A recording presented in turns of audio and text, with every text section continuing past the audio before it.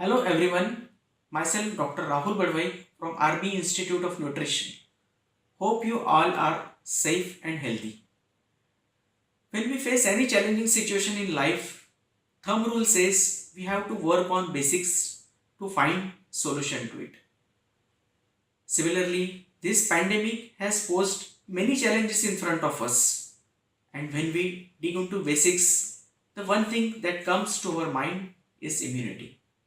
As we all know, immunity is the first line of defense to our body. When anyone has a strong immune system, he will be in a better position to fight any infection. Therefore, to provide the deeper insights into the subject knowledge, today we have webinar on importance of immunity in neonates. The specialists on our expert panel are Dr. Sushrut Das, who is a renowned pediatrician, Balashri Clinic, Bhubaneswar, and Dr. Mrutyunjay Das, who is professor, postgraduate department of pediatrics and neonatology, IMS and SUM Hospital, Bhubaneswar. So, without much delay, I would like to invite the panel for further discussion. Thank you.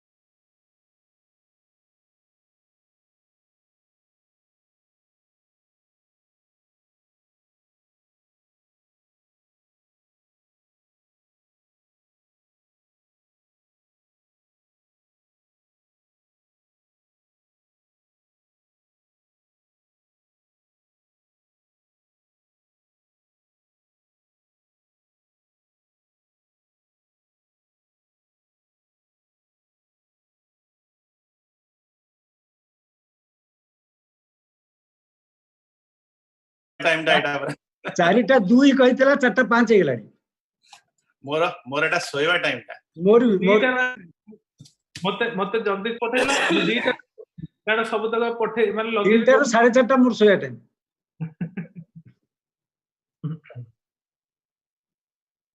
कोडा माने एते बडा introduction कोन दोजन कहार introduction से दोछ के ता फोटोटा त आसुन सेटा audience सुनुतुरे हमरा आ गोटे लॉगिन करथा ना हम देख परथा अच्छा नहीं एटा हमें सेटा लॉगिन करू नहीं सेटा तारो पासवर्ड अलगा अछि ता password Sir, please start. Sir, please start. You are online already. Please start. Hello, good evening to all the delegates, my panelists, seniors and juniors. Well, right now, the entire world is bothered about COVID-19. And in a lighter note, as one of my senior practitioner in Orissa, in our official WhatsApp group mentioned today, there is a pandemic of COVID-19, but there is an epidemic of webinar. Well, it's true. But, we are having lot of webinars nowadays, but it's a good thing that few of us like me who are not in the front of fighting against COVID are right now enjoying a family time, and probably it's also time to increase our immunity at home, and that immunity for a doctor also includes knowledge in medical science which we can brush up as per our wish and attend this webinar and be ready post lockdown scenario and post lockdown clinic. We will start with a little bit more knowledge and polished knowledge about many of the aspects we are discussing right now. So with that note, let's jump into today's topic, the importance of immunity in neonate.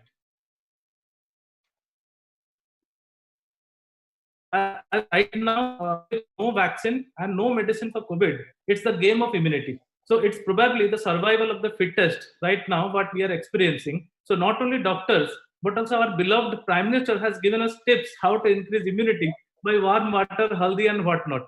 So probably we are dealing today with the least vulnerable group, that is the neonates, when it comes to COVID.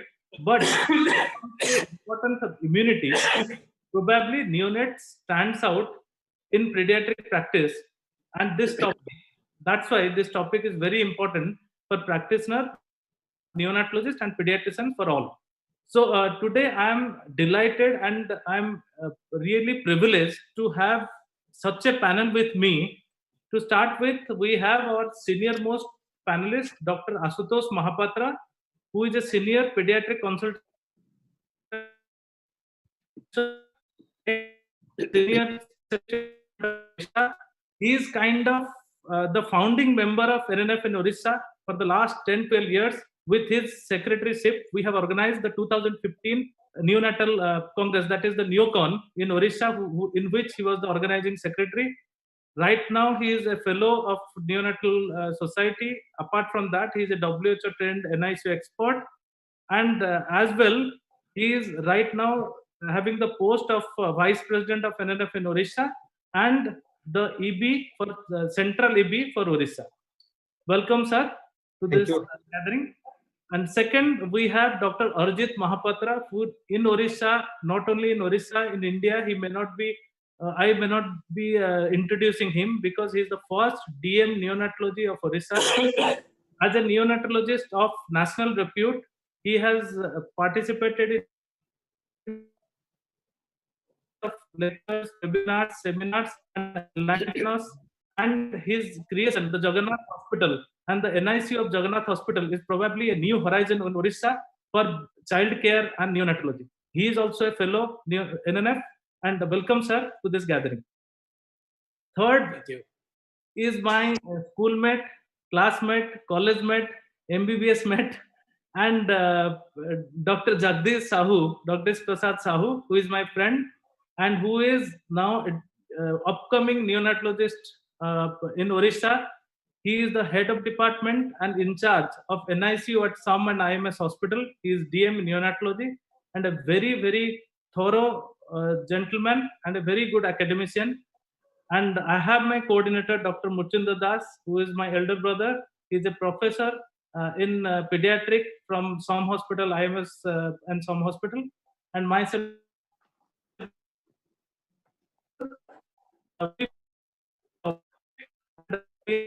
also thankful to our patron, Dr. P.K. Sahu, our President, IIP Odisha, Dr. Prasant Sabat, our Secretary, IIP. So this is a very long topic. And apart from that, this topic requires going very deep into the subject. So what we intend to do, we will divide this topic into few parts.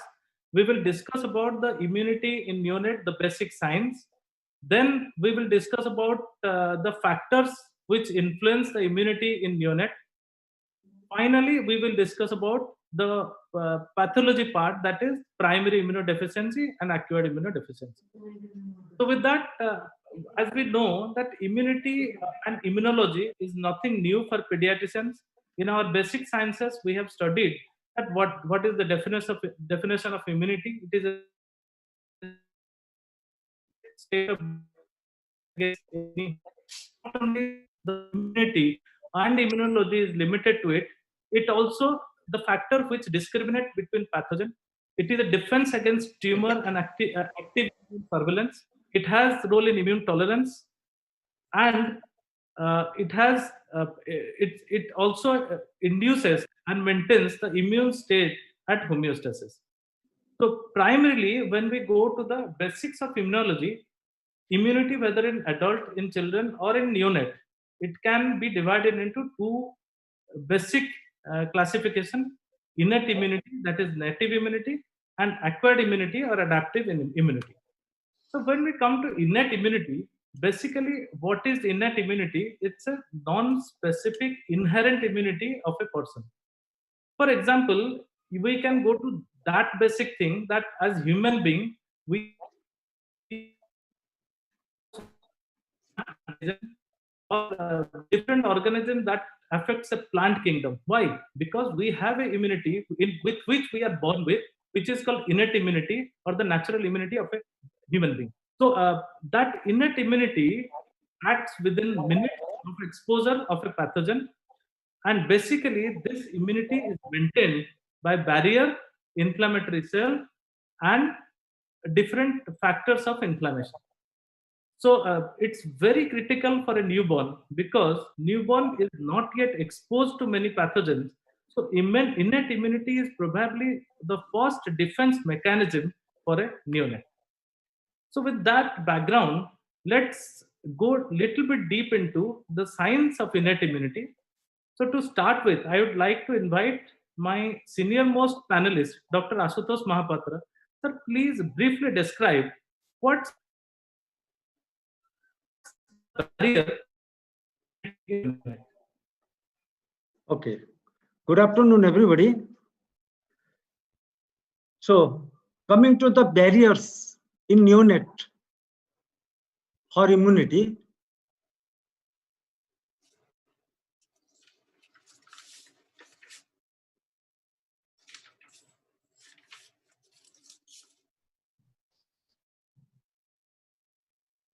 Ashutosh sir, Yeah.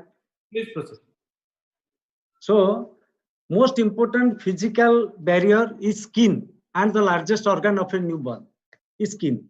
So, when the newborn is taking bath, exactly, we can see that vernix caseosa, along with amniotic fluid, maintains a mechanical and a chemical barrier in the newborn. Vernix caseosa is a cheese-like substance. Am I audible?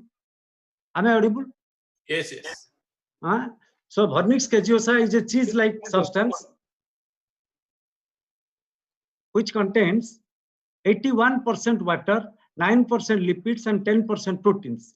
Now researchers have found that there are antimicrobial proteins and peptides, around 20 types are present in the vernix, which causes a, apart from the different other aspects of vernix, other role of vernix, जैसे how to maintain the temperature of the body, it acts as a moisturizer, it acts as an antioxidant. Likewise, also it maintains the pH, temperature, and hydration of the skin.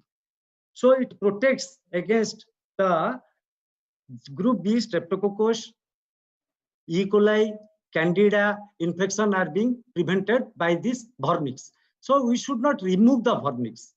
Coming to the pH part, skin pH at birth, usually at birth, skin pH is 6.4, which comes down within 4 days to 4.9. What we require? We require pH of less than 5 for a bactericidal effect in the skin. So after up to 4 days, the skin is very vulnerable to the infection. Again, the stratum corneum of a newborn is very thin and undeveloped, and it is in premature, it is more thinner. So always there is chances of any injury, and skin as easily disrupted. Usually the stratum corneum is disrupted easily with alkali, frequent baths, and harsh soap, antimicrobial solutions, antibacterial topical solutions like this. So stratum corneum is more thinner in preterm, so preterms are more vulnerable to the effect. Coming to the next barrier, that is a mucosal barrier. We are having two types of mucosal barrier. Coming to the next slide, please. So mucosal barrier is gastrointestinal barrier and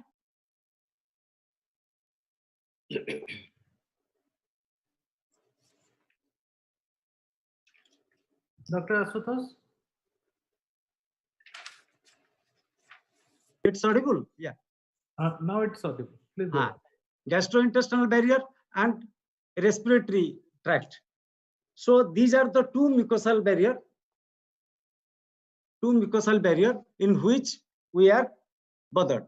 So coming to the gastrointestinal tract, there is a commensal organism. Whenever the newborn takes a colostrum, then automatically the immunoglobulins present in the breast milk on the colostrum makes a coating over the intestine, which prevents the antimicrobial microbial entry to the stomach or GI tract. IgA, particularly immunoglobulin A, that is secretory immunoglobulin, and there are mucous, epithelial cell lining, and mature cells which are present in the gastric mucosa that makes a barrier for infection control in the newborn. Likewise, in respiratory tract, respiratory tract, adult respiratory tract, it is being calculated.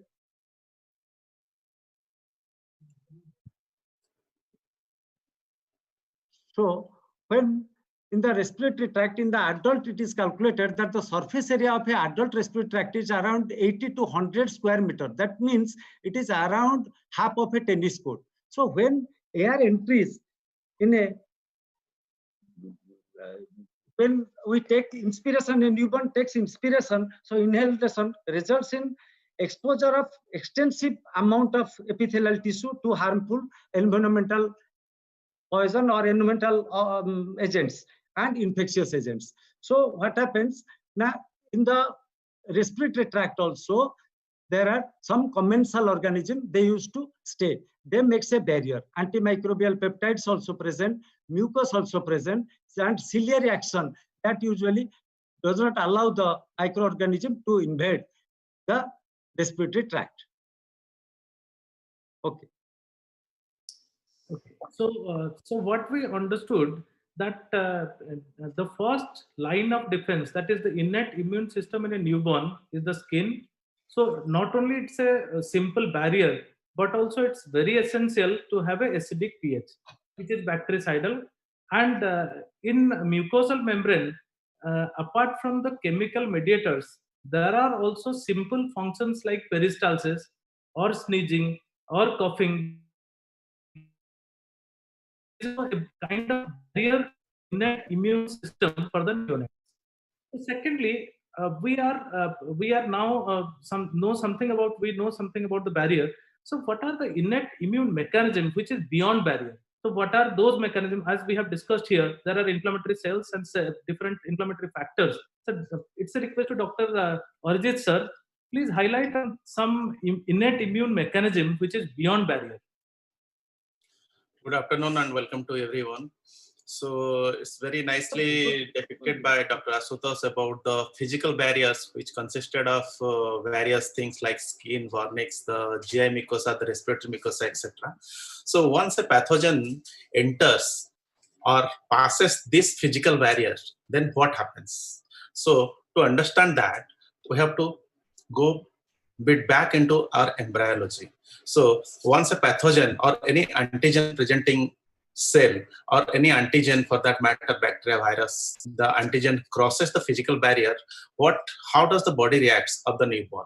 So what happens if you see the embryology or the development, in the developmental ontogeny, the fetus has been all there sheltered in the uterus, which is segregated and which is protected from the outside environment. It was a sterile environment. So the fetus is never exposed to any antigen throughout its right from the development. But the very fact that half of the antigens in the fetus or in the developing embryo consists from the father. So it is a very difficult environment in which the fetus by itself is a foreign antigen in the mother's womb. So when the immune system develops or when the baby is developing, in the first place, the baby should not be rejected by the mother's womb or for that matter, specifically the mother's immune system as a foreign body. Simultaneously, it has to develop. So in order to achieve that non-rejection of the fetus or the developing embryo by the mother's immune system, there is a sense of immune suppression in the developing fetus. So the baby's immune system develops in a system where it cannot express itself. Simultaneously, it has to also be prepared for the coming things. So it is in a sterile environment, it is in a protected environment, it is not exposed or not experienced with any types of antigen. And the immunity has been suppressed so as to have a rejection-free environment and growth. So after spending this almost like 9 months, the baby comes out from the sterile environment to a world where it is full of microbes. The baby comes out, whether it is a normal delivery or it is a cesarean delivery. When the baby coming out also, the baby is exposed to different varieties of antigens and microbes, either in the vaginal canal or in the abdominal opening. When the operating team holds onto the baby and other things, the baby starts getting exposed to all these varieties of antigenic stimuli in the form of bacteria and other microorganisms as well. So how does the baby reacts? The baby's immune system reacts. Because as Dr. Mahapatra already told, that there is a good physical barrier in terms of vernix, in terms of skin, along with the pH and other mechanisms. So once an antigen crosses these physical barriers, two things come into the play. One is a soluble factors and one is a cellular factor. So if you see the soluble factors, it's like the antimicrobial proteins and peptides which are present in the placental cell, like placental antigen, defensin, cathepsins, lactoferrin, histones, and so forth, so on. So they do help in preventing the antigens from damaging the baby. So there comes the next set of things, that is the cellular components. The neonatal innate system plays a major role because we know that adaptive system takes time to develop. The newborn is develops, or the newborn is born, just born, and whatever innate system is there in the baby, which has developed right from the embryonic period, that will help the baby to get protected. So in that sense, the cellular response plays a very important role, and in that the neutrophils are the first line of defense, and they act through phagocytosis, release of toxins and other mechanisms. However, we all know that these neutrophils are deficient both quantitatively as well as qualitatively. We know how much is the newborn neutrophil count, because it is not as equal to an older child or an adult. It is less. And also qualitatively, it is the functions are poor. They have got impaired rolling, adhesion capabilities, as well as impaired chemotaxis as well. So next to neutrophils, they form the first line of defense against any antigen or pathogen. Next comes monocytes and phagocytes, macrophages. They also play a very important role in pathogen recognition, antigen presentation, cytokine secretion, which help in protecting the baby. Then comes other things like dendritic cells and NK cells, natural killer cells. They're very important in the newborn. They're quite strong. They have got a strong immune response. NK cells, they do protect by releasing the cytokines. And there are other things like innate lymphoid cells. But all these neutrophil, monocyte, macrophage, dendritic cells, NK cells, they are all qualitatively definitely not that competent to handle the infection.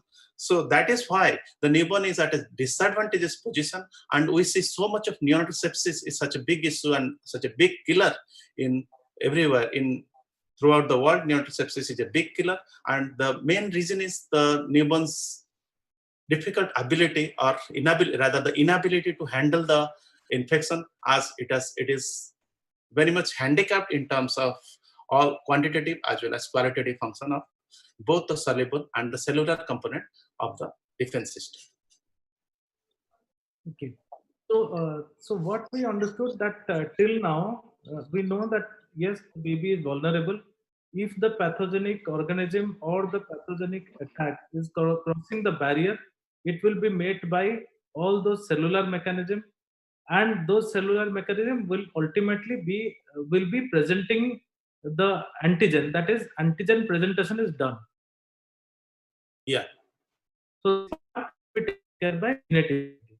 So once that antigen presentation is already there, then the second line of defense will come into play, that is acquired immunity or adaptive immunity. So this is the resistance that one acquires during life. So it is called acquired immunity, which can be broadly of two types, like active stimulus. When a antigen presenting cell is presenting the antigen, the body will react, and that antigenic stimulus will give rise to certain kind of immunity, which is called active immunity. And when the body active mechanism is not involved, suppose we are in a very sick neonate in a sepsis, we are giving a immunoglobulin, or the mother is already sensitized against certain organism and passing down vertical transmission of certain IgM or IgG antibody, mostly IgG antibody. So it's a passive immunity. So these two variety they come under adaptive immunity or acquired immunity. So basically, adaptive immunity is a late response of a baby to any stimulus that comes within days, not within hours. And basically, it is cell mediated, which is T cells or helper T cells and cytotoxic T cells, or humoral response that we know, that is plasma cells and B cells, which will secrete definite specific antibody against the pathogen, and also T regulatory cells. So basically, the difference between innate immunity and adaptive immunity, what we learn is that innate immunity is inherent, which is non-specific, which is independent of antigen, which comes within hours. The response is fixed. There is no memory cell, and the reaction will be same because it is innate. We are inherently resistant to certain pathogen in the same way, or we are born with. But adaptive immunity is little bit more specific, and it is antigen dependent because innate immunity has to present antigen. It is predominantly, it develops within days. It will take some time, but the advantage is it will have immunological memory, so it will adapt throughout life, not depending on the organism. It can protect, cross react against other pathogen, and also give a more rapid adaptive kind of immunity. So with this basic background of immunology, then comes the most important question. Sir has already, Dr. Arijit sir has already highlighted that how the newborn is vulnerable and more prone for infection when it comes to immunity.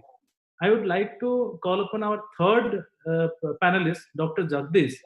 Sir, please describe what is the basic difference between the immune system of an adult, that of a neonate.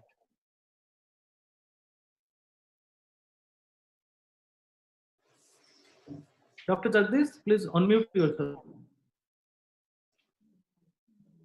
Good afternoon. Is it audible now? Yes, Good afternoon, everyone. As Arijit sir has already told, the neonatal immune system is naive. It doesn't.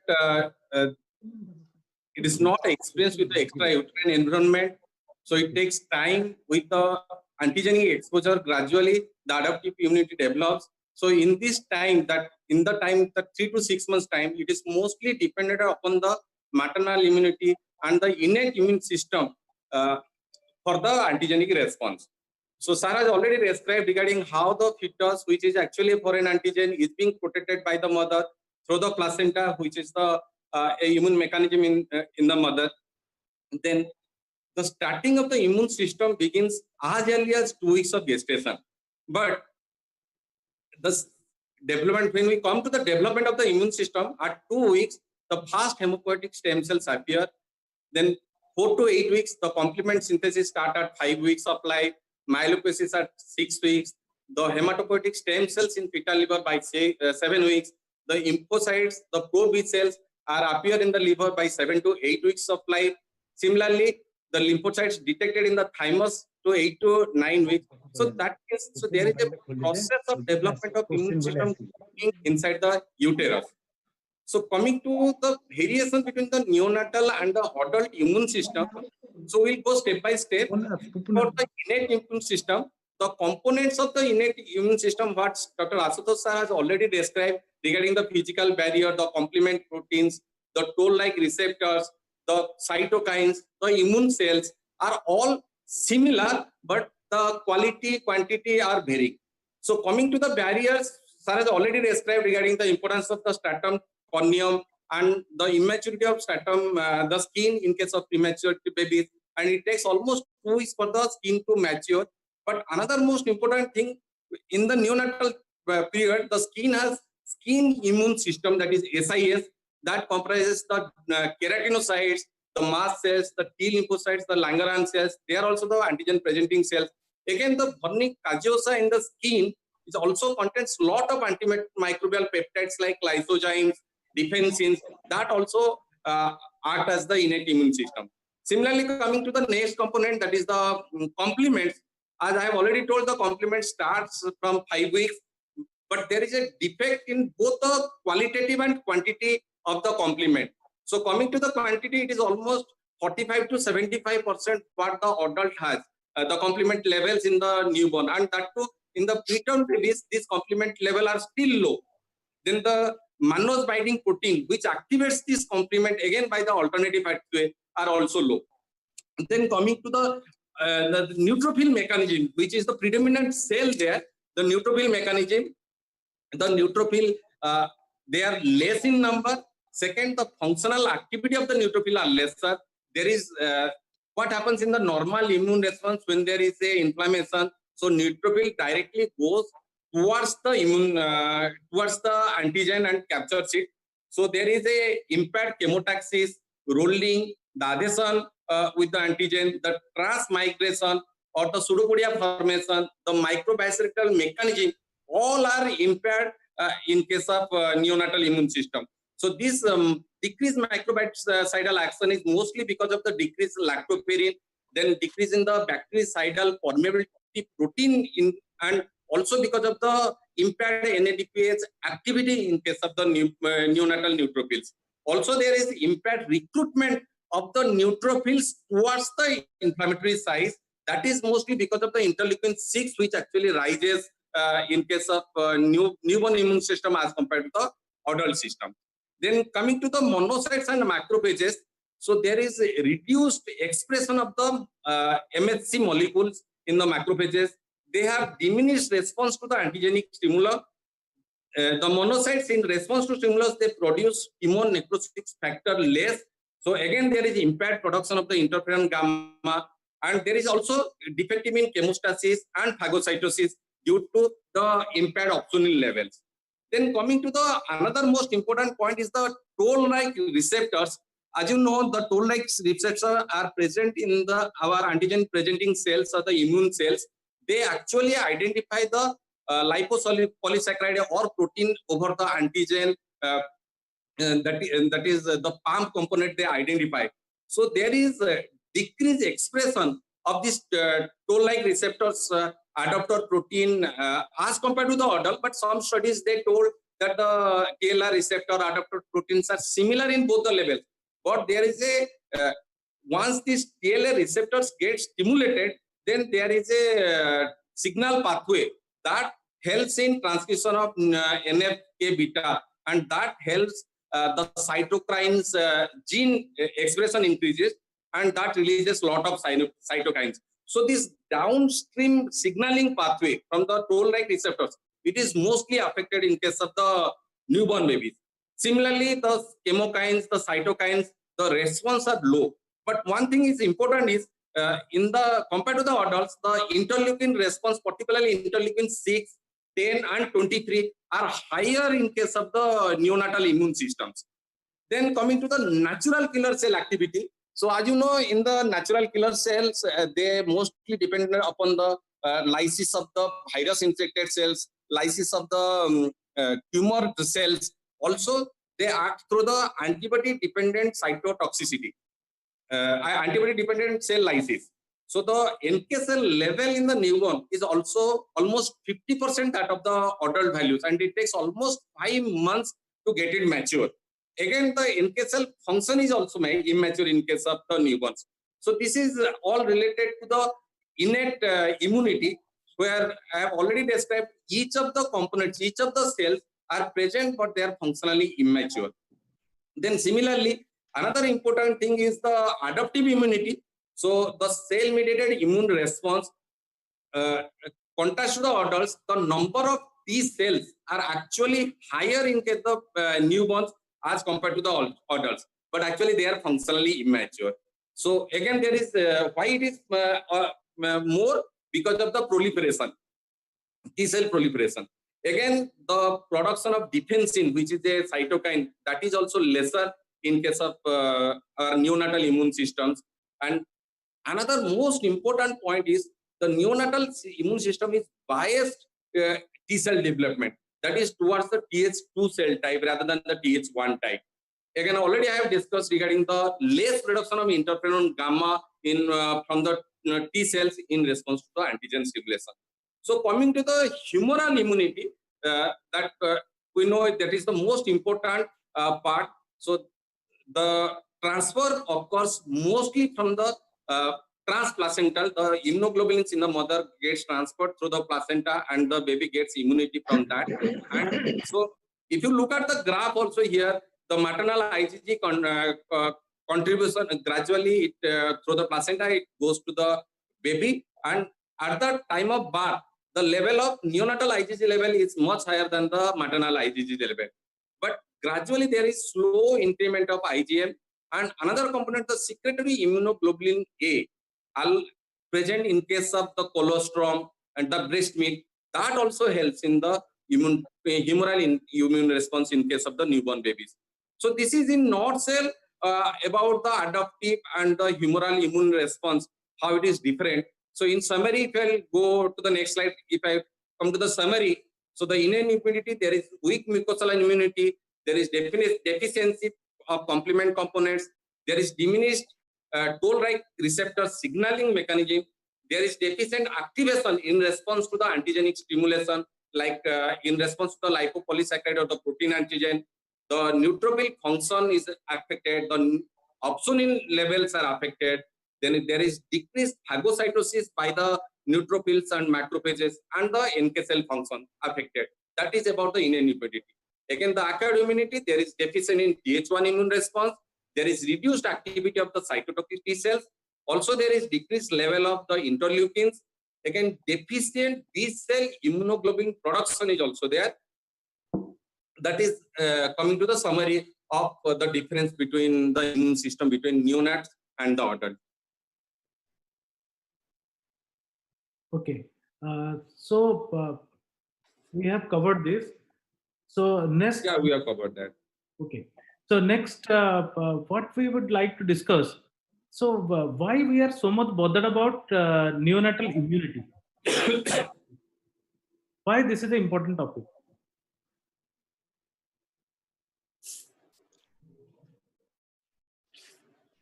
Can see, hello,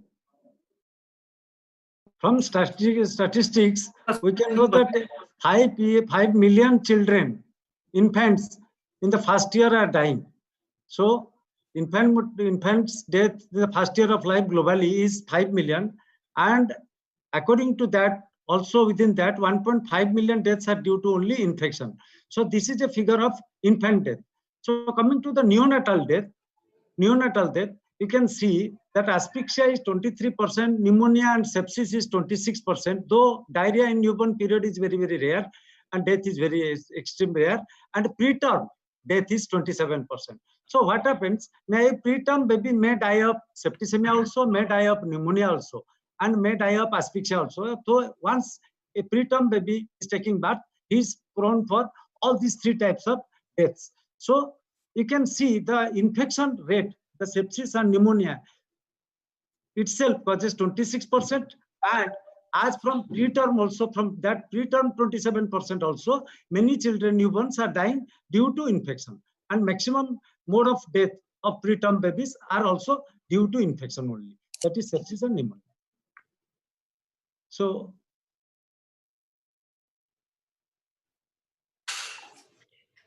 if the newborn is having a very low immune response from the neonatal period, what downstream effects we are going to get in that? So immaturity of neonatal immune response has got many impact, and mainly it is divided into three parts. Number one is increased susceptibility to infection. If at all immunity is not proper in that newborn, so the recognition of infectious agent is reduced in that host, and therefore easier for a pathogen to invade the bloodstream and invade the host. And neonates has also got less experienced, so have no memory. Previous memory is absent almost. And decreased vaccine efficacy also in this similar fashion to infection.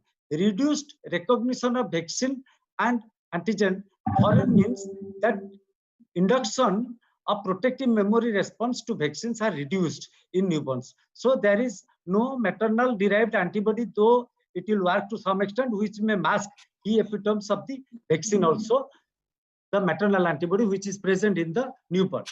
And development of asthma and allergy.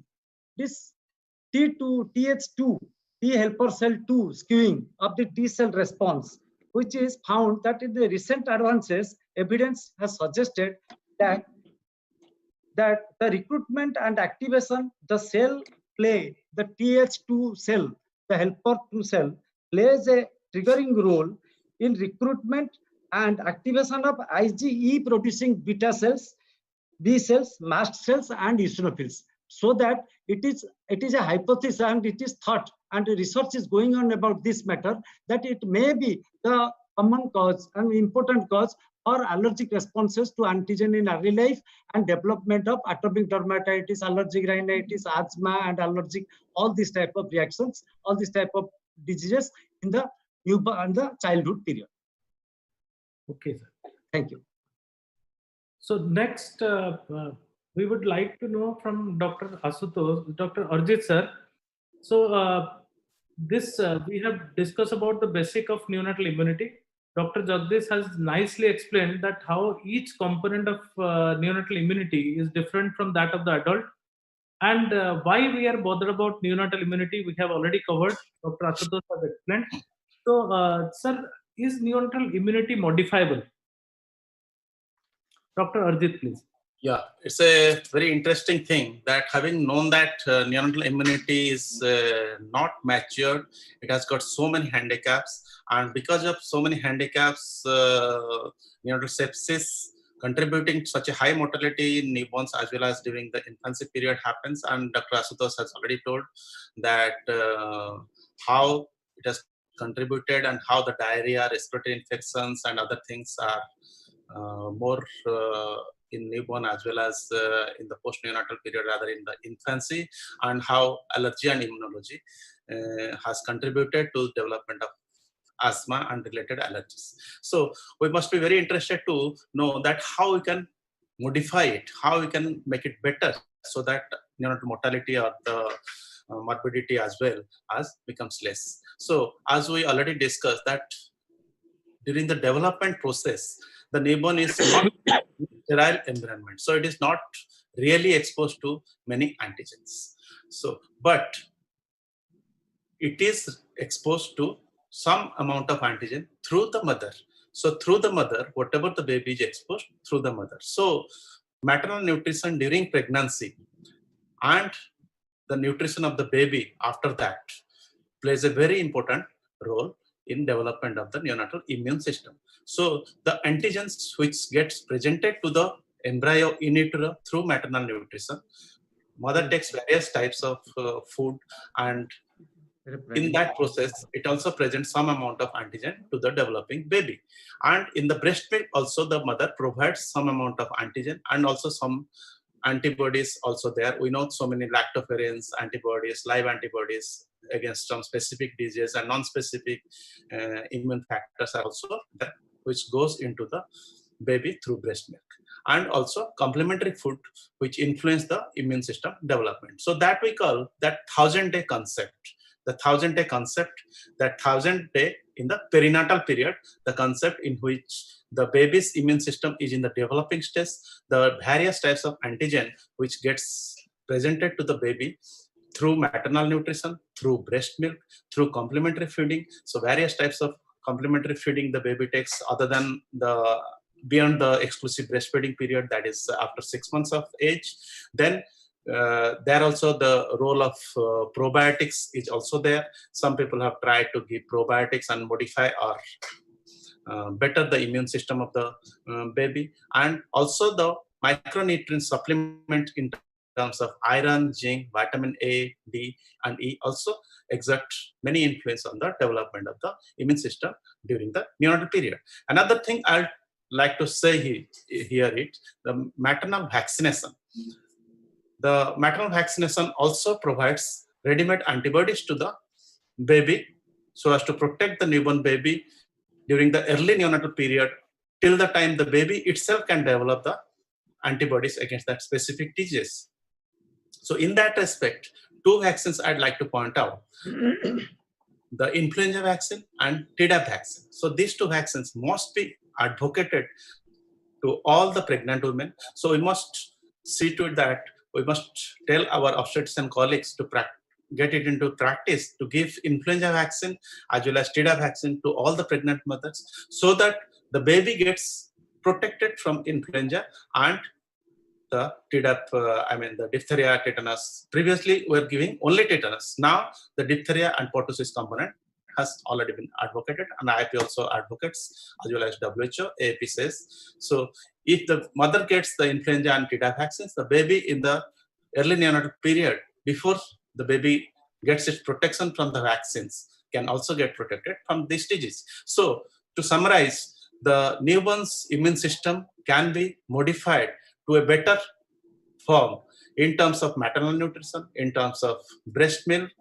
The maternal nutrition is very important because it provides the vital antigens to the baby's developing immune system, and the complementary food we give and various types of probiotic. We know the baby's gut, the gut flora is being developing, and from the gut flora, the gut immune system, we're very well aware of that, the gut immune system and the gut brain axis also.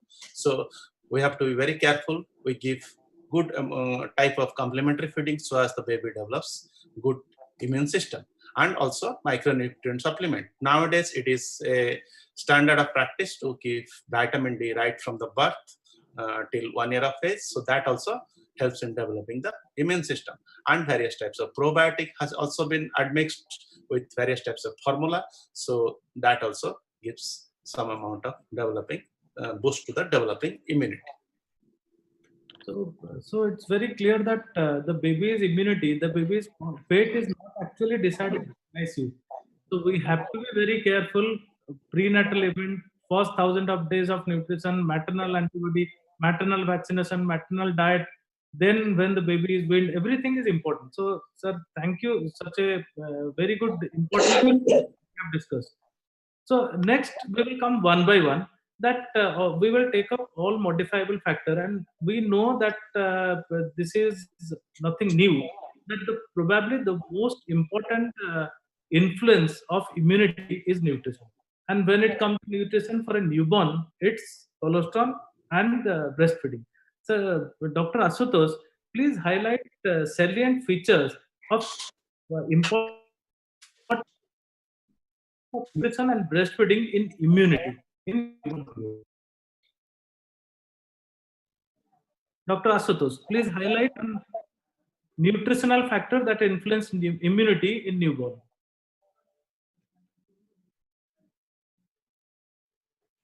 There is some problem. No, you are audible. Dr. Ashutosh, you are muted. Please unmute yourself. Ashutosh, sir. Yeah. 1 minute. Now it's audible? Yes. Yeah. Audible. This is a slide showing. Please go ahead and explain Yeah. us about the nutrition influencing immunity. Yeah. Nutrition is having a main role because we are dealing with neonates. So we should start from colostrum. Colostrum contains much of the immunoglobulins, which help to prevent the child from infection. And we'll come later on about breastfeeding and the beneficial effects of breastfeeding, as we all know. But the factors what influence the calorie need of a newborn, that weight and growth rate of a baby. So it depends that how much weight and growth rate is there, so that the nutritional needs should be calculated. Sleep and wake cycle, temperature and climate. As you know, with low temperature or hypothermia, he needs more calorie. By severing, he accumulates more calorie, and physical activity also, it burns more calorie. More calorie is required. Metabolic response to food also very, very important. Health status and recovery from illness also, we need more energy and nutritional needs. So as we deal, next slide please. As we deal with only breastfeeding with neonates, so I will go with breastfeeding. Breastfeeding is, and breast milk is a commitment for all. It is not an option. Every newborn is a right to have a breastfeed, which contains, number one, is mostly antibodies derived from mother in the colostrum, and different types of hormones. For example, there are prolactin, there are thyroid hormones, there are and TSH, T3, T4, antiviruses factor, anti-allergic factor, anti-parasites factor, growth factors like peptide growth factor, insulin-like growth factor, epidermal growth factor, all are present. And proteins, coming to the last part, you see there is protein. Now it is seen that many proteins are there, carbohydrate, protein, everything is there in proper quantity required for a newborn for optimal growth and optimal development of a immune status of a newborn baby. So next slide, please. So this is a slide showing risk of neonatal mortality according to time of initiation of breastfeeding. Now, number one is we have to give exclusive breastfeeding up to 6 months. That we know, everybody. But it differs when we start. The first golden minute is very, very important. The first golden minute you have to give breastfeeding as early as possible. In that way, we can avoid many problems. Purpose to avoid to have a contact with outer persons. Don't show the baby to a near or dear one, and so that they can give a prelactal. We can avoid a prelactal also.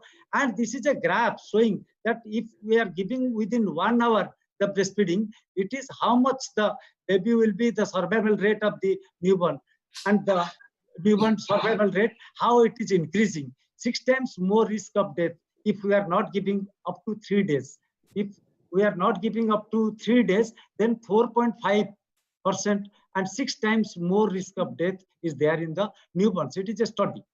So as quickly as possible, we should start colostrum feeding within 1 hour or as quickly as possible to have a proper immune response, to have a better breastfeeding practice, and for a exclusive breastfeeding practice to continue for and beyond. So this explains our age-old Barker hypothesis, hygiene hypothesis. There are so many hypotheses. So many hypotheses are there. So breastfeeding and colostrum, you have explained. So that we know that breastfeeding is not only protective in general, that also it is also protective against respiratory, GI, and cold. Many things. It has many proteins that fight bacteria, viruses, and many of the ear infection, respiratory infection, GI tract, and common cold and flu is very, very important in the season of this COVID. Also, breastfeeding is very, very important. Now also government as WHO has cleared, even a COVID mother can breastfeed her baby.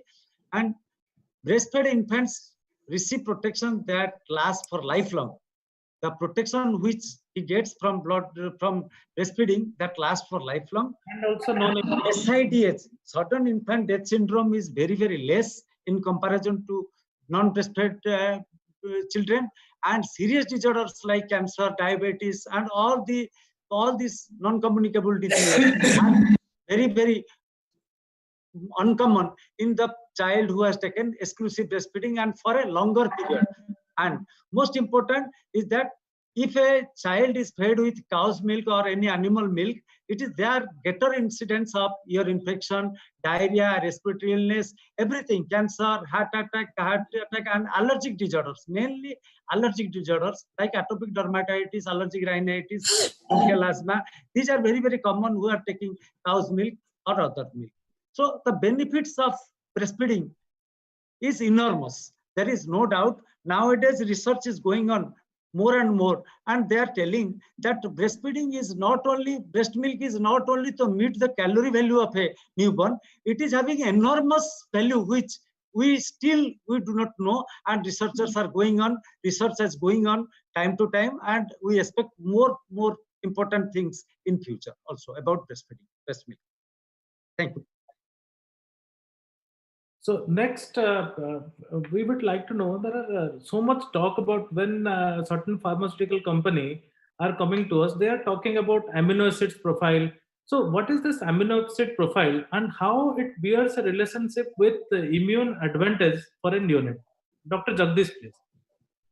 So as you know, the breast milk, it is the gold standard protein for the newborn babies, and the composition of the breast milk, it's there in the slide. The alpha-lactalbumin is the predominant component, that is 36%. Then lactoferrin, which is the 25%, and the casein component is quite lesser. So the predominant protein which actually helps in the immunity is the alpha-lactalbumin, and the oligonucleotides. So I'll be describing regarding the alpha-lactalbumin. So it is the excellent source of essential amino acids high in tryptophan that helps the regulation of sleep, mood, and stress. It helps also the calcium absorption. Then the mechanism of action of alpha-lactalbumin, the GLF peptides, that is the glycine, leucine, and phenylalanine, that obtained after the proteolysis of this alpha-lactalbumin, that stimulates the production of neutrophils and macrophages. This GLF also increases the phagocytosis by the macrophages. Then after proteolysis of this intact alpha-lactalbumin, other antibacterial peptides are also released that reduce the population of potentially pathogenic bacteria.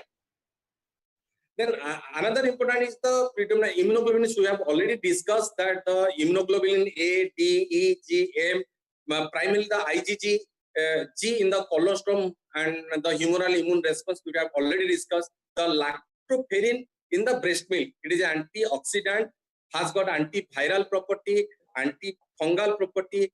It promotes beneficial bacteria. Also, it has got antibacterial property. Also, it regulates the iron absorption. Next, the nucleotides, that is the non-protein nitrogenous compounds that helps in better responses to vaccination, produce more antibodies and other immune cells. It supports the growth and differentiation and repair of the gut. Then nucleotides help in the growth of the normal healthy or bacteria like Bifidobacterium and Lactobacillus. So the nucleotides also help overall the immune function of the baby. So the breast milk nucleotide content is approximately 6.7 milligram per 100 ml. So definitely the amino acid profile or the protein profile of the breast milk is definitely for the benefit of the neonatal immune system, I should say it. Thank you. So we have learned about the proteins. So there are certain components of breast milk which are not only proteins. They are like L-PUFA, zinc, vitamin D, lactose. Dr. Arjit sir, please highlight on the importance of those non-protein component of the breast milk. Yeah, there are so many non-protein compounds. Dr. Jagdish has already told about the very important role of the amino acids, but there are also non-protein compounds like long-chain polyunsaturated fatty acids, the micronutrients like zinc, vitamin D, the lactose, and last but not the least, the human milk oligosaccharides, which are there. So if you come to the first thing, that is the long-chain polyunsaturated fatty acids, they play a very important role in the development of immunity, because that is very essential for the immune cell response, because they contribute to the very cellular mechanism of membrane fluidity, maintaining the cellular membranes, the gene expression, and the signal transduction also of the membranes. Then if you come to the other immune supporting nutrients like iron, zinc, and vitamin D, that they also play a very beneficial role in developing the building of the immune system of the baby. So as we have already discussed, vitamin D plays a very important role. That is why it is nowadays supplemented right from day one of the birth. And iron also plays very important role in development of the immune system, as well as hematopoietic system growth and development, as well as cognitive development of the infant and the toddlers. Next, coming to the role of lactose, which improves the gut immunity in terms of it acts as a probiotic, as well as it supports the growth of the good bacteria, and also helps in absorption of calcium, magnesium, and zinc. So as these micronutrients also help in the development of the immunity and also the cell membrane function of the baby as a whole. So they play a very key role in adequate immune response of the cellular mechanism of the, already we discussed about that, lymphocyte, macrophages, neutrophils, and other cellular mechanisms. And they also require the lactose to meet their energy needs and the high metabolic needs. Then comes the role of human milk oligosaccharides. So if you come to the human milk oligosaccharides, they are very special, they are very important in terms of there is special prebiotic which is found in the mother's breast milk. So in fact, they are the largest solid component of the breast milk after carbohydrates and fat. So there are more than 150 different varieties of human milk oligosaccharides, and a lot of research is going on, and interest has been generated. So whether these human milk oligosaccharides which are present in the human milk or breast milk, they do contribute to developing the immune system as well as the nutrition of the baby. So whether these things can be replicated by putting them into different varieties of formulas so as to make them alike or akin to the mother's milk. So it has generated a quite huge amount of interest. So these HMFs, they reduce the infection. They also, there are some metabolites which directly affect the nervous system and the developing brain, as well as develop the influence the development of the behavior, the cognitive development of the baby as well. Thank you. HMO is going to be a new thing in breast milk research. Yeah, HMO is a very big thing which is coming up. A lot of research is going on, and people are trying to add the right variety of HMO and in a right quantity also. The type and the quantity is very important, which will help the baby's developing immune system as well as from the nutrient point of view. I request Sushrut to be very fast because we have a lot of questions to be answered. Yes. Oh, really? Finish up. Okay. Okay. I think we're just finishing class. We are coming to the third part, the most difficult part. And right now with lockdown, we have many of us have time to catch up with movies that is going on in Netflix and Amazon. There is one movie which I recently saw. I think it is advisable. If you have not seen it, you can see. It's a good movie. Movie. So in which the movie is The Sky is Pink. Well, it's a story of it's adapted from a real story of Aisha Chaudhary. Aisha Chaudhary was a small child who was affected with this thing, what we are talking about. She has severe combined immunodeficiency, SCID, and she had recurrent infection. And finally, she died at a very small age of around 16, 17 years. She died. But before that, she created a storm with her talk, with her advertisements, with her. She had a YouTube channel which inspired so many young minds. So it's a very inspiring story. So with that, we would like to go into the discussion of briefly, because this is a very difficult and an in-depth topic. We will just touch upon the immunodeficiency syndromes. So not like we are also practicing, and we have 2-3 neonatologists in our panel also. Probably I bet that most of us probably we suspect, but we have never diagnosed a case of immunodeficiency or primary immunodeficiency in our patients. Why? Because first of all, this is a disease, or this is an entity with no specific sign and symptoms. Suppose I am checking a newborn, I can jolly well point out whether the child has a cleft palate, cleft lip, neurodevelopmental. Those things are visible, but immunodeficiency, which is not actually visible in a neonate as such. And apart from that, we have so many screening tests for like congenital hypothyroidism, congenital adrenal hyperplasia, etc. But we are not actually screening for as such primary immunodeficiency diseases. And these symptoms and signs and history will be suggested later on in the life when there is repeated infection. But apart from that, there is no clue. So, Dr. Jagdish, as you are seeing patient day in, day out, you are dealing with neonates, so many sick neonates. Can you please give us a spectrum in which we can suspect, at least we can suspect and refer to a certain center that this neonate is having some kind of primary immunodeficiency? Dr. Sushrut, the primary immunodeficiency may be from the antibody deficiency, the T cell defects or phagocyte defects. Usually the neonates with antibody deficiency usually doesn't present in the newborn period, the antibody deficiency, because it's the maternal antibodies that offer protection to the newborn. So what we mostly see in the newborn period is the T cell defects or the phagocytic defects. And commonly the immunodeficiencies like SCID, Omenn syndrome, leukocyte adhesion defects, DiGeorge syndrome, congenital neutropenia.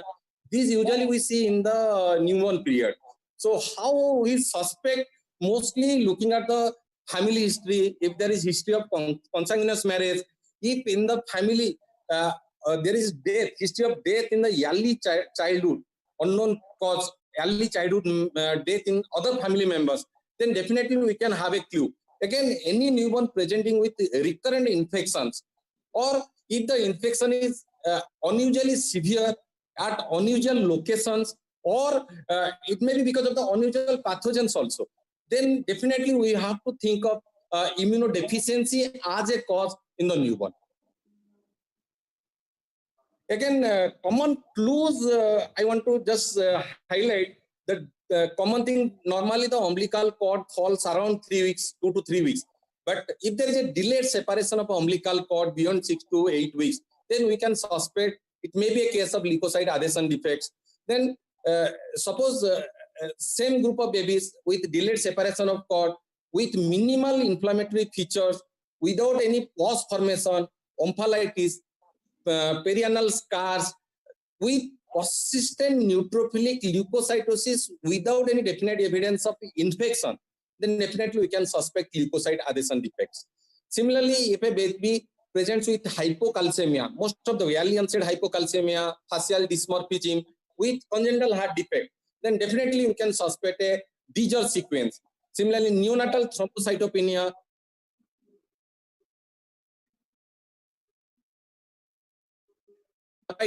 we can suspect Wiskott-Aldrich syndrome in a newborn baby. Then erythroderma can also be a feature of Omenn syndrome.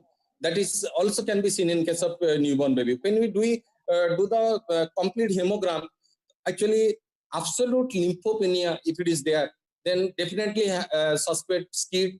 Then if there is pancytopenia, then reticular agenesis, dysgenesis or agenesis, that is a special type of SCID you can suspect. Similarly, neutrophilic leukocytosis without evidence of any infection, we can suspect a leukocyte adhesion defect. And in pediatric age group, we already know if there is more than one systemic bacterial infection, more than 2 serious respiratory infection, if in the 1 year of, within 1 year, the baby has received more than 2 months of antibiotics, recurrent tonsillitis, recurrent pneumonias, or unusual sites, unusual pathogens with unusual severity, definitely we can suspect a immunodeficiency in a pediatric or infant stage. But one thing most important is antibody deficiency, usually not seen in case of neonatal period. The T cell defects or the phagocytic defects, they only usually present in the neonatal period. So we can suspect innate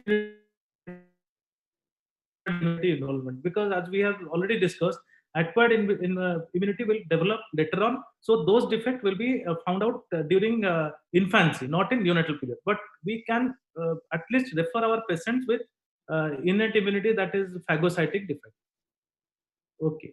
Again, So, there are some certain dermatological clues also, like eczema, erythroderma, warts, candidiasis, recurrent non-healing ulcers, multiple petechial shots. In case of that can also lead to a suspicion that the baby may be having a immunological deficiency. So this is one example I have put. If you would like to explain, this is probably one of the most common. I have already told Sushruth regarding Wiskott-Aldrich syndrome. This is a triad. The baby presents with a erythroderma, a eczema, pneumonia, and you get a B cell proliferation. So we can definitely suspect a Wiskott-Aldrich syndrome in this case. So can we conclude that any suspicious rashes like any petechiae can we suspect a primary immunodeficiency? No, in case of neonatal period, particularly the most common part the newborn presents with actually that erythema toxicum. So, but unusual eczema in a newborn or atopic dermatitis in a newborn period, erythroderma in a newborn period, or non-healing ulcer in a neonatal period or a early infantile age, then definitely we can suspect a immunodeficiency. When we are not getting any clue, definitely we can suspect with the background history of family history, consanguinity of the parents, or a early neonatal death in any of the family members, then definitely we have to have a clue why it is happening, and we have to take, it's a syndromic approach. We have to take the consultation of the neonatal skin specialist along with the neonatology team, along with the hematologist and immunology specialist to get at a diagnosis. Otherwise, most of the time, simply we can confuse with a erythema toxicum lesions. Okay. So basically, all what you have already explained. If we go by the classification, there are the primary immunodeficiency and secondary immunodeficiency. So primary deficiency, as we have already discussed, it can be predominantly antibody type. It's a combined T or B cell deficiency, deficiency of cellular immunity, complement deficiency, phagocytic defects. These are the types of hereditary primary immunodeficiency. And secondary, we have HIV and other infection or treatment induced like steroid induced and others. So the first group which we are discussing today is the primary immunodeficiency. And though it's not very common, but the incidence, actual incidence is nowhere reported in literature, not even what I have found out that in this is from ResearchGate, that they have interviewed 10,000 American households in which they found the incidence to be approximately 1 in 1200, which looks like a common thing, but it's not so common, because when we come to specific immunodeficiency, then the incidence will be like 1 in 1 lakh or 1 in 2 lakhs. Usually immunodeficiency are found out in adult when they are blood donors, or when there is other, then we can, in hindsight, we will find out that well, we have missed the case of neonatal immunodeficiency. So this is about incidence. So we will, if we look at the entire picture, predominantly it is the antibody defect, which is the major category of immunodeficiency syndromes, primary immunodeficiency syndromes, and other will contribute to minor effect. So we will Dr. Arjit sir, please briefly take us through at least salient point of different immunodeficiency syndrome, primary immunodeficiency syndromes. Arjit sir, please.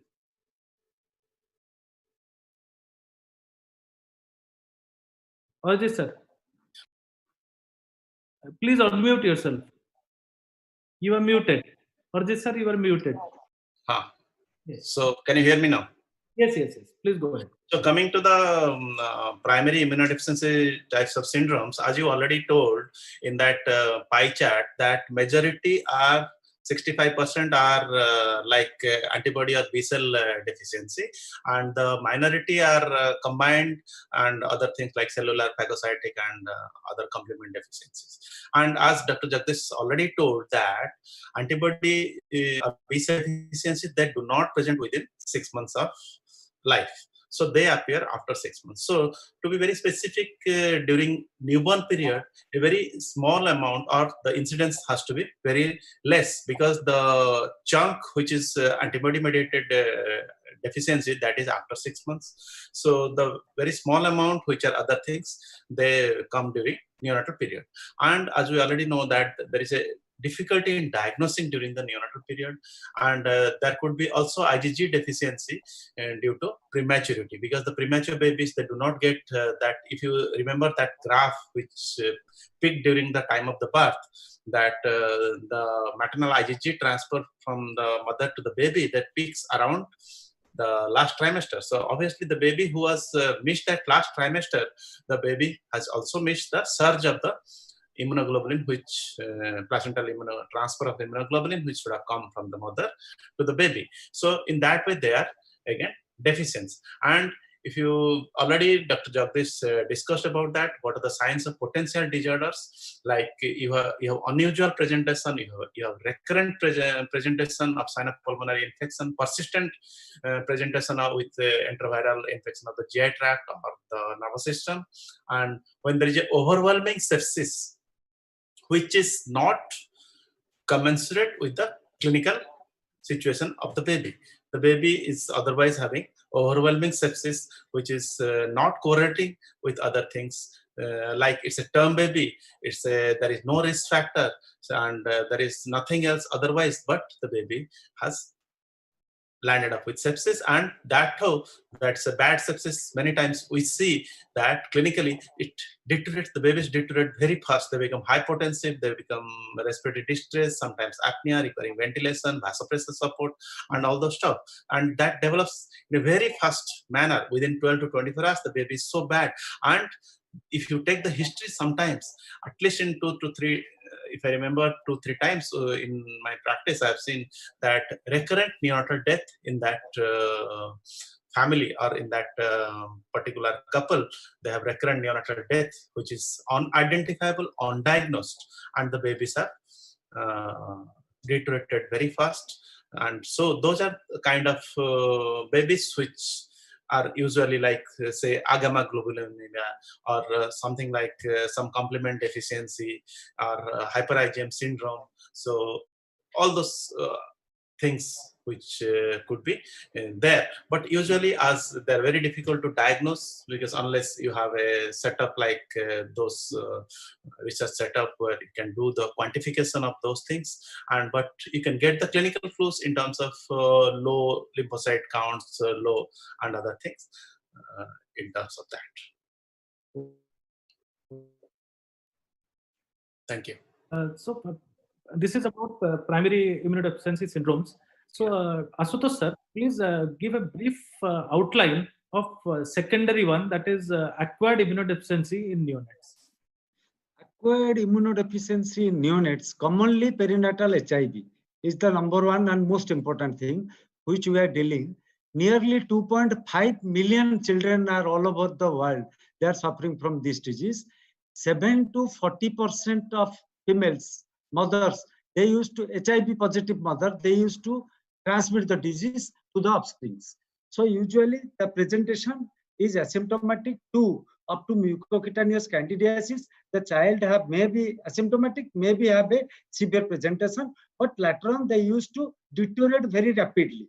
There may be splenomegaly, there may be generalized lymphadenopathy, lymphopenia, thrombocytopenia, everything will be present. Elevated IgA, IgE levels will be seen, decreased CD4 count and normal CD8 is seen. And ART used during pregnancy and in the neonatal period can give a very good outcome, remarkably reduce the incidence of HIV positive child. If a mother has taken ART during pregnancy, so the possibility of a newborn suffering from a perinatal HIV is little bit less. And most commonly, to detect a perinatal HIV infection, we need at least 6 weeks time. And with breastfeeding, whether to give or not to give, it is still now a controversy. But we have to wait up to 6 weeks so that to have a test about only either the PCR, DNA PCR or RNA PCR or P24 antigen we have to detect, which is very costly, and it is not available in all the centers. So whenever, after 6 weeks, if the child is positive and mother is positive, child is positive, we can advocate breastfeeding to that child. If the child is negative and mother is positive, we may not advise breastfeeding to that child. Then coming to other causes of your immunodeficiency neonate acquired, there are two conditions. One is steroid therapy, another is antibiotic overuse. Researchers have found, many studies have seen that antibiotic overuse and short and long duration of health outcome is seen with antibiotic overuse. It becomes the resistant organisms will be more, and there will be effect on gut microbiota, so that the infection will be more, the immunity status of the baby will be less, and the infection chances will be more.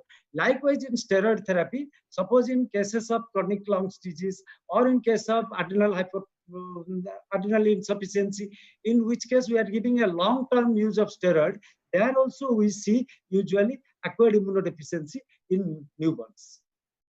So at least with secondary immunodeficiency, we have the option of ART. And Yeah. we have always advocated that antibiotic misuse is a big crisis in crisis, and antibiotic stewardship is continuing, and all are advised to restrict the antibiotic use whenever possible. Yes, and but unfortunately, there are very limited options for treatment when it comes to primary immunodeficiency. Primary. We will, before concluding, just highlight and what are the options at least we have for the primary immunodeficiency in neonates. Is there any treatment option? Just Dr. Sushruth, just adding to the previous question, just I want to highlight regarding the acquired immunodeficiency in case of newborn. Actually, perinatal HIV, we deal lesser number of cases as compared to we see the severe hypothermia and asphyxia. Just these are the two common causes that we see daily. Asphyxia and severe hypothermia. Definitely, it has got some impact on decreasing the immune function.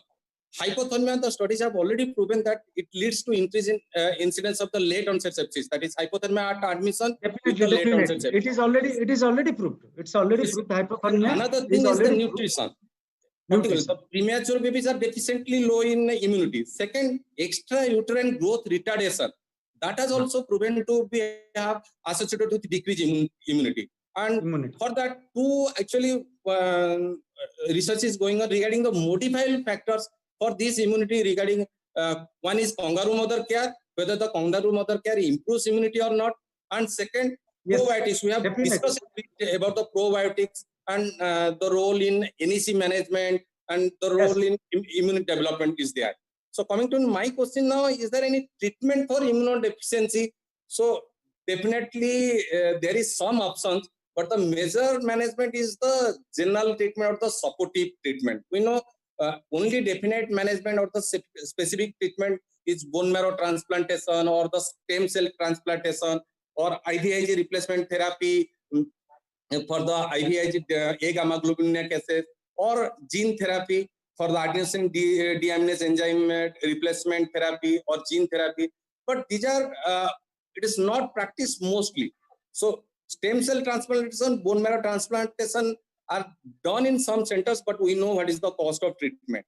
But there is no other options. But for general practitioners, what we should advise, prevention is the most important point for infection for this group of patients. Prevent infection, frequent hand washing. They should use masks. They should be kept in an isolated room. We should detect as a pediatrician. We should detect all the opportunity infection because all the rare organisms usually manifest in these babies. So prevent this opportunity infection and try to manage these opportunity infections. Even cotrimoxazole prophylaxis can be tried. So another important thing is a immunization for this group of babies. So the babies, we know these babies are prone to infection. So immunization is a must with all vaccination, but we have to take care about the live vaccination, particularly the chickenpox vaccine. So they may exacerbate chickenpox in this group of babies. So live vaccination has to be taken very carefully, and they should be avoiding the steroid overdose. So these are what the options are available at present for primary immunodeficiency. So the choice is definitely bone marrow transplantation, but again the availability to common people, it's again a big question mark. Thank you, Sushruth. Okay.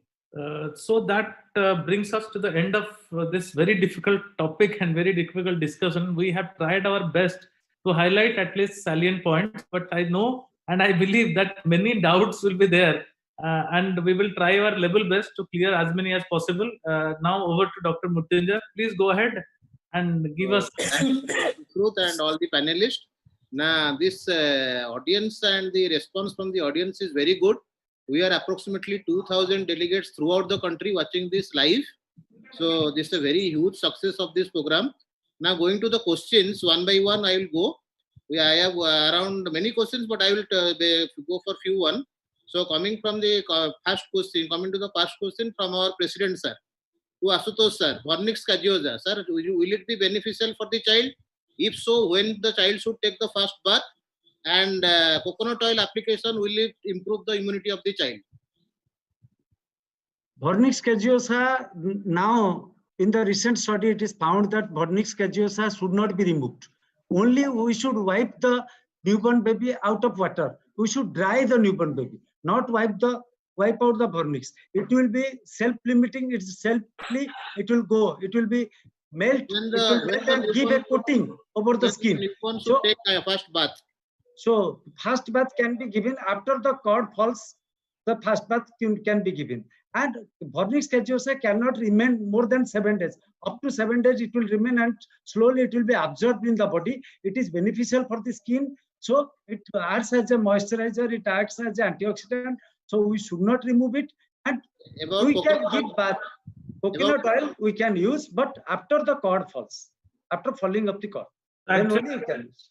sir, actually, as per literature, there is no definite time of birth. Time of bath. As per literature, As in long extreme as the child premature, is hemodynamically suppose- stable, 1 minute. Hemodynamically, child should be stable. Child should be out of danger. Child should have a cord should be fallen, and the child should be in a better condition to take bath. Then only we can give bath. But there is no study that when the child will be, suppose in case of extreme premature or extreme preterm baby, we may delay the bath up to 1 month. yes. And even by WHO advice, even without the cord healing, we can start a bath, avoiding making the cord wet in a immunocompetent and a thermodynamically stable child.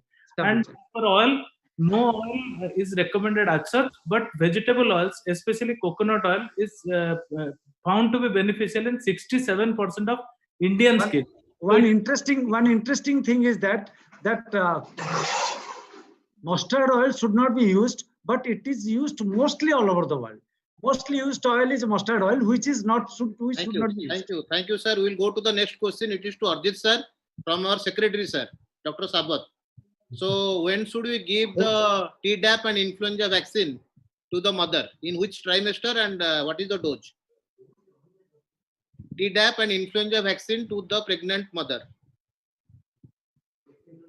First trimester is the right period where third trimester.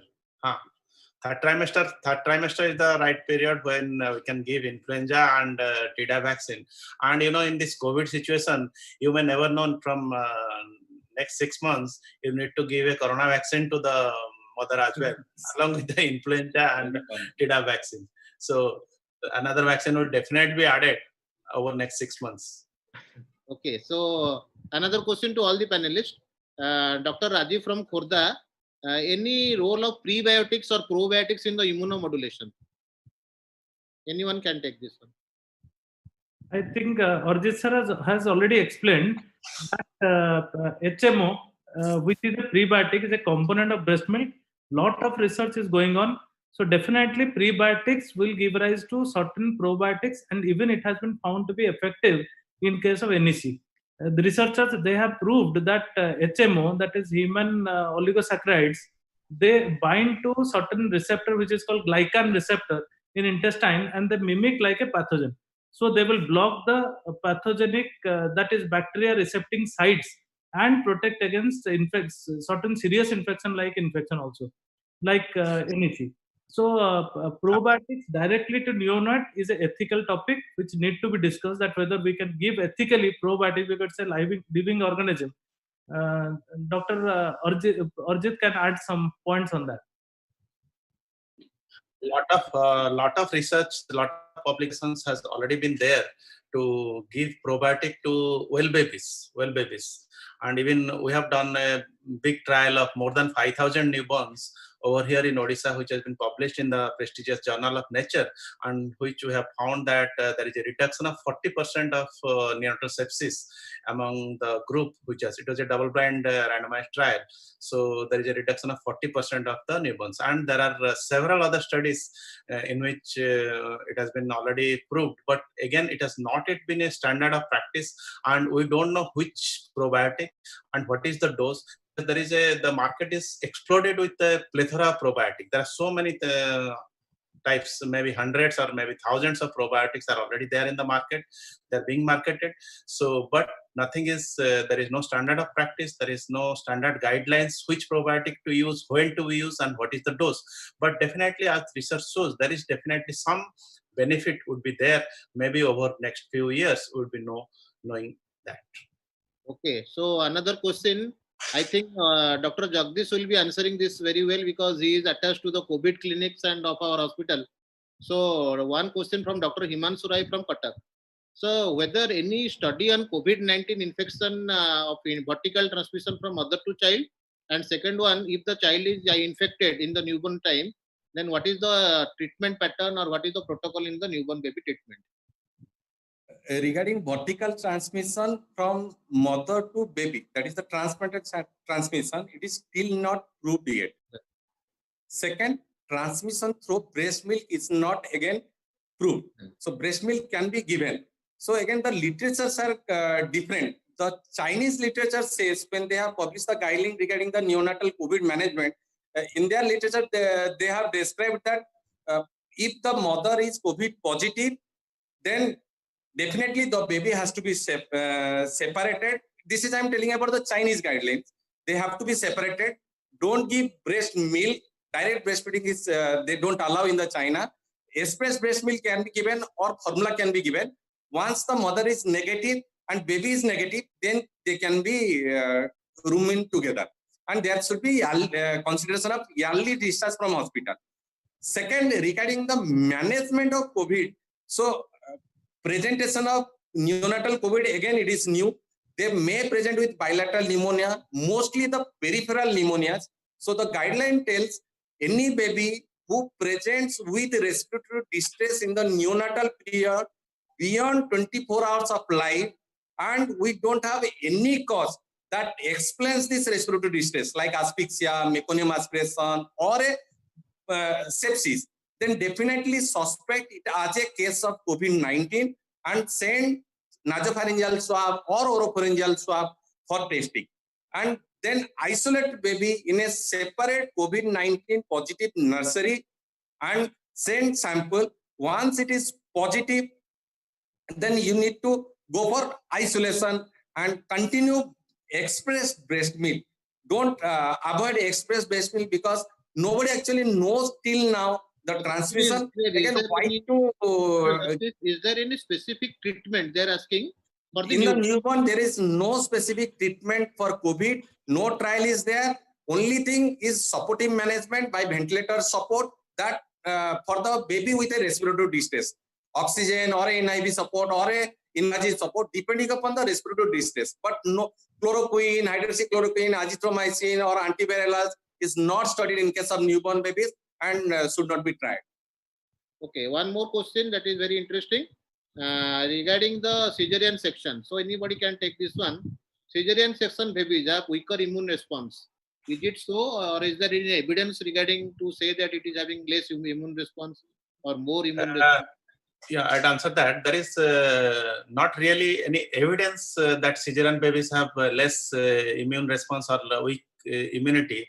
But one thing is that there are some studies which shows that when in normal deliveries the baby passes through the birth canal, it acquires some amount of vaginal flora, which helps to develop the gut immunity or the gut flora, the gut microbiomes get influenced by intake of that vaginal flora, which goes into the gut of the baby through the mouth while passing through the birth canal. So that is, and even there are studies in which people have tried taking out vaginal flora and giving it to the cesarean babies. But no definite recommendation or no definite benefit has yet been found in normal delivery cases as compared to cesarean babies. And one more very common question: vitamin D supplementation. Just one point I would like to add that whether it is normal, this I have come across during preparation of the slides. One beautiful sentence has been given regarding the difference between a normal delivery and cesarean section. It is more important the indication of cesarean section, which will influence the immunity rather than the mode of delivery. Yeah.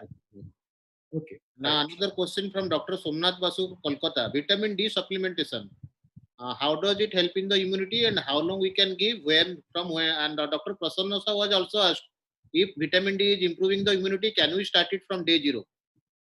No, can I add this? So we have got a recent publication in Indian Journal of Pediatrics regarding vitamin D and culture positive sepsis. So definitely there is association of vitamin D with immunity through the vitamin D increases the level of the cytokines. It increases the level of cathelicidin, which is a marker is there. So definitely vitamin D is beneficial for development of immunity. Vitamin deficiency increases the risk of both early onset sepsis, late onset sepsis. Again, in our study, we have proven, we have taken only the culture positive sepsis cases, and there we have proved that definitely the vitamin D level is much lesser in those babies who are having a culture positive sepsis. Regarding when to start, from day 0, actually we start vitamin D 400 units daily for all term babies. Once the baby reaches full feeds and tolerates it well. So there is no point we can start from day 0, but the practice usually is after 48 hours, usually we add on vitamin D3. But for preterm babies, again, dose is confusing 400 versus 800. So now the recommendation are premature babies because they are vitamin D deficient and transfer from the mother to baby is also less. So better to go for 800 unit vitamin D for preterm babies. So take home message is 800 can be given to preterm, number 1. Number 2, vitamin D can be given from day 0. And it has got definite effect on the benefit in immune response. Okay. So are there any injections available to increase the immunity, or any food available for the newborn to increase the immunity? So Breast milk. Breast milk is the best food available, readily available. Okay. So one question from Dr. S. Singh from Varanasi. How does cow's milk contain alpha-lactalbumin? So we have told that alpha-lactalbumin is there in the human milk. So does cow's milk contain it, and is there any importance? No, in the cow's milk, alpha-lactalbumin is present, but the percentage is much lesser. They have casein content is much more, which is less digestible. So definitely alpha-lactalbumin is there. Does it give any immunity as it is contain alpha-lactalbumin, but the amount is less, therefore the immunity which will confer will be less. Will be lesser. Again, the protein quality of casein is not good. Quality is not good. Okay. So thank you all the panelists and my moderator, Dr. Susruth. Now you can concluding remark from Dr. Susruth. So it was nice interacting on this very difficult topic. I hope that few of your doubts are cleared, and this will definitely go to a part 2, and we will take up your doubts only. That will make an interesting presentation itself. So finally, I would like to thank our sponsor and our organizer, and especially 2 names that stands out, Mr. Kunal Goswami, the sales manager for Orissa, and our beloved Dr. Chandan Misra from Raptacus. They have helped in every step in making this program a success. They have helped us in registration, in organizing questions, in organizing panel, and the audio visual support. So thank you them for this beautiful scientific program. Hope this is not the last. We will meet again and continue this scientific endeavor. So thank you so much. Thank you, our panelists, Thank you. coordinator, and probably a little bit to myself. Thank you. Okay, thank you very much. Namaskar. Thank you.